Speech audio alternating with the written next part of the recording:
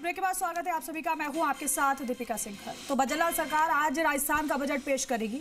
वित्त मंत्री दिया कुमारी सुबह 11 बजे बजट पढ़ेंगी और बजट जब पेश होगा तो लोग ये सुनने को आतुर हैं कि आखिर उनकी उम्मीदें पूरी होने वाली हैं कि नहीं। ये जो बजट है ऐसे समय में आ रहा है क्योंकि राज्य में आप जानते ही हैं अगले 2 महीने में पंचायत और निकाय चुनाव होने वाले हैं। ऐसे में क्या सियासी कुछ घोषणाएं भी हो सकती है, क्योंकि विपक्ष की ओर से लगातार जो आरोप लगाए जाते रहे हैं कि थोथी घोषणाएं होती है, धरातल पर नहीं उतरती हैं। लेकिन दूसरी तरफ हर वर्ग की जनता को उम्मीद इस बात को लेकर है कि उन्होंने जो सुझाव दिए हैं, जो संवाद हुआ, क्या उसे शामिल किया गया है।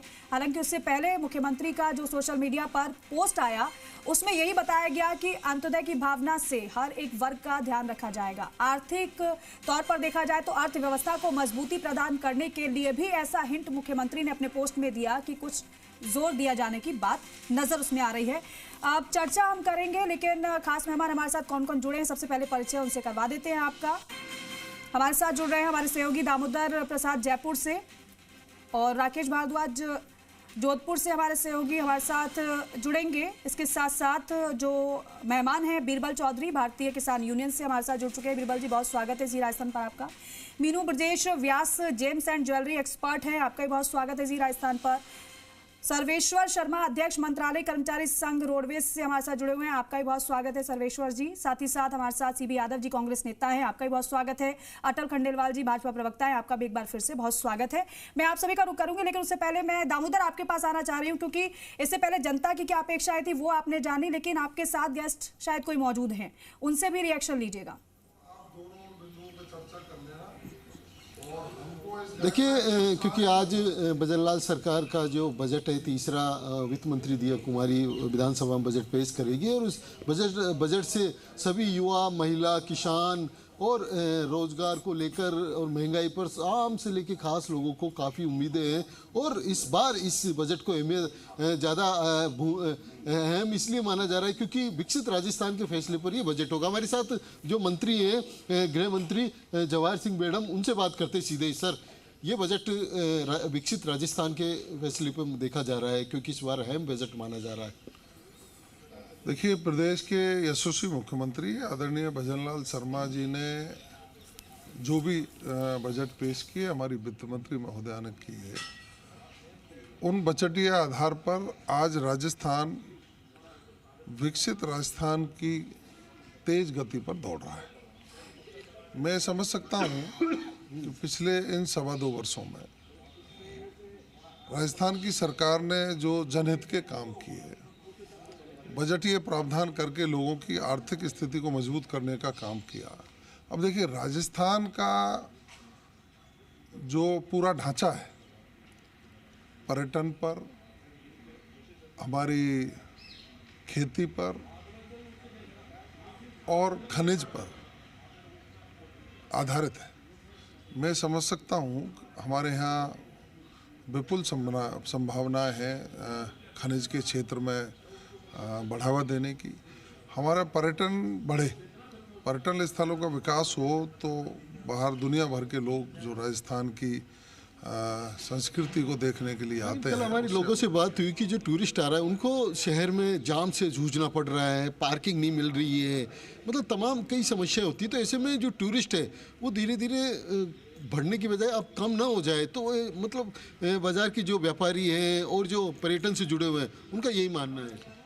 देखिए, जो पुराना शहर है वो उस समय की अपनी तर्ज पर बसा हुआ है।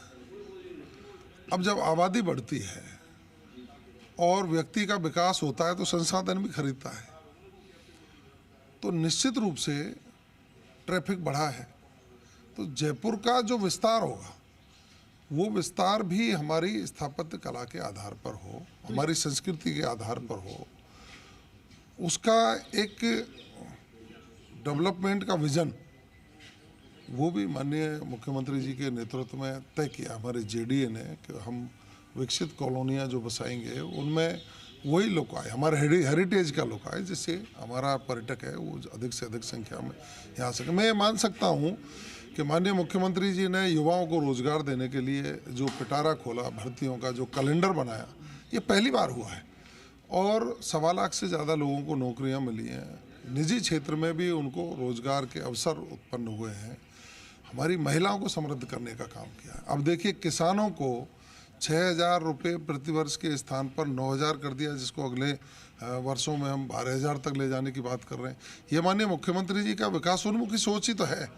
जब हमारा किसान समृद्ध होगा, उसको सिंचाई के लिए पानी मिलेगा, राम जल सेतु लिंक परियोजना से मिलेगा, शेखावाटी में जो हमारी यमुना का पानी आता है उससे मिलेगा, ब्राह्मणी नदी के आवक से हम किसानों को सिंचाई का पानी मिलेगा, तो जो उत्पादन बढ़ेगा उससे हमारी समृद्धि होगी, और उत्पादन बढ़ेगा तो हमारा व्यापार भी बढ़ेगा, और व्यापारी, किसान, मजदूर, महिला, युवा जब खुशहाल होगा तो निश्चित रूप से हमारा राजस्थान, बढ़ता राजस्थान का संकल्प पूरा होगा, और विकसित राजस्थान की संकल्पना को मुख्यमंत्री जी के नेतृत्व में हम पूरा करेंगे।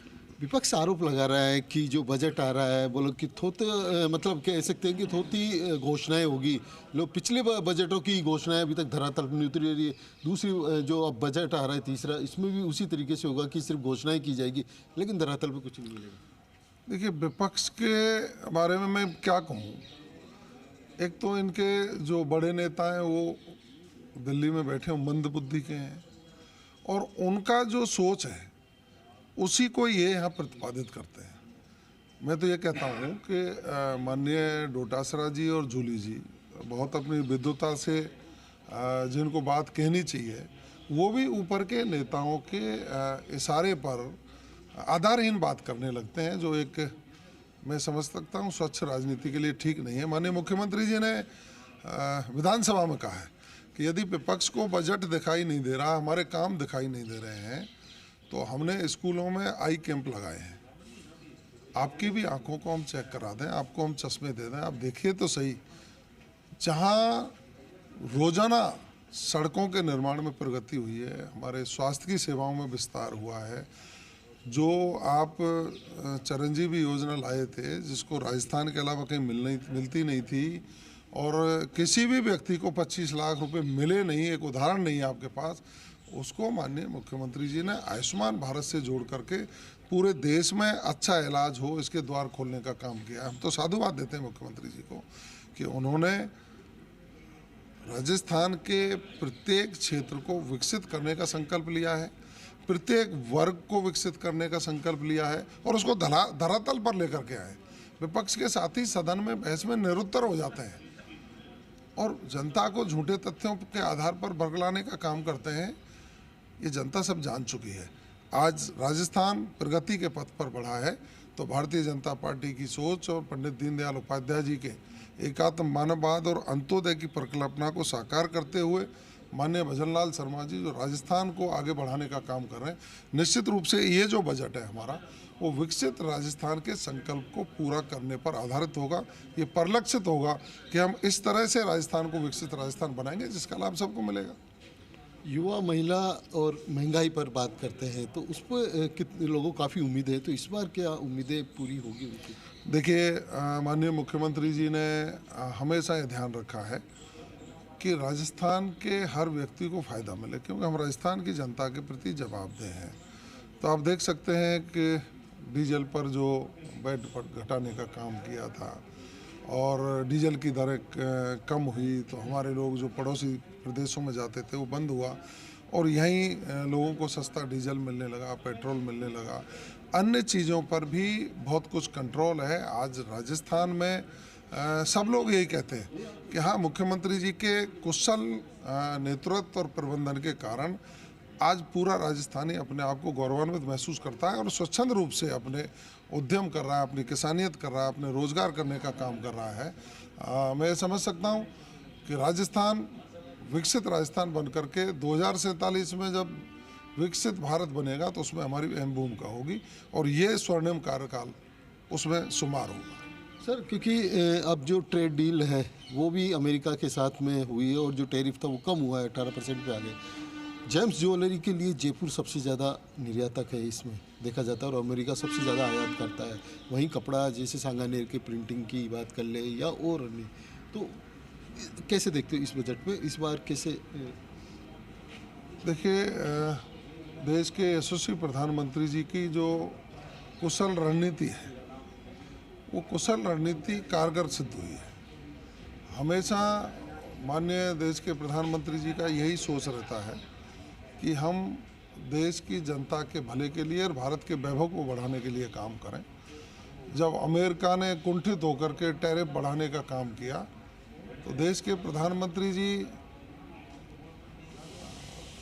ने मजबूती से जो निर्णय लिए, अब देख सकते हैं उन्होंने आवाज़ लगाई कि हम लोकल फॉर वोकल की बात करेंगे, मेक इन इंडिया की बात करेंगे और जो हमारी जो भारत में निर्मित वस्तुएं हैं उनका उपयोग करके हम भारत को मजबूत बनाने का काम करेंगे। तो पूरी दुनिया के देशों में ये हलचल मची कि मोदी जी हैं, कहते हैं जो करते हैं और देश भी गर्व करता है मोदी है तो मुमकिन है, और उसी आधार पर विदेशी ताकतों को